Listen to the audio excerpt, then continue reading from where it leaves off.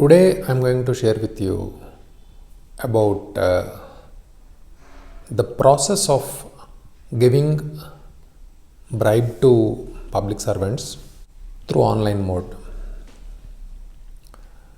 Now imagine a situation where a public servant is given bribe without his consent, without his offer, without his request, without his demand, directly to bank account through the mobile linked to the bank account. Today almost all the bank accounts are linked with the mobile, and we can transfer any amount subject to limitation directly to the account of anybody through the mobile number. And if you know the mobile number of a public servant, and if it is linked to his bank account, and if he doesn't budge to the favors of the bribe giver, can the bribe giver implicate the public servant or not, is what I am going to share with you. To understand the Corruption or the Prevention of Corruption Act, we must understand the fundamentals of the Prevention of Corruption Act, especially the Corruption Act. In the corruption case under the Prevention of Corruption Act,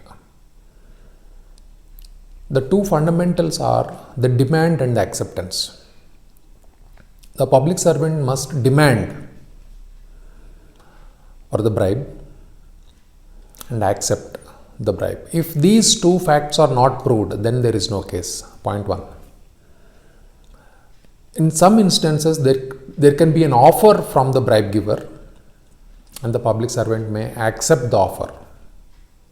Even that instance is also an offence. And the third is a combination of all the three. There could be an offer, there could be a demand, there could be some negotiations, and there could be finally an acceptance. Even that is an offence. And the fourth is the instant case on hand. If an amount is transferred directly to the public servant, if the public servant is not complying to the requests of the bribe giver, or not moving the file of the bribe giver, or not taking action on the file of the bribe giver, then if the bribe giver transfers some amount to the public servant and alleges corruption, can he make out a case? The answer is no. Because the ingredients of the corruption under the Prevention of Corruption Act are the demand and acceptance, offer and acceptance, offer, demand and acceptance. If offer and demand are not there,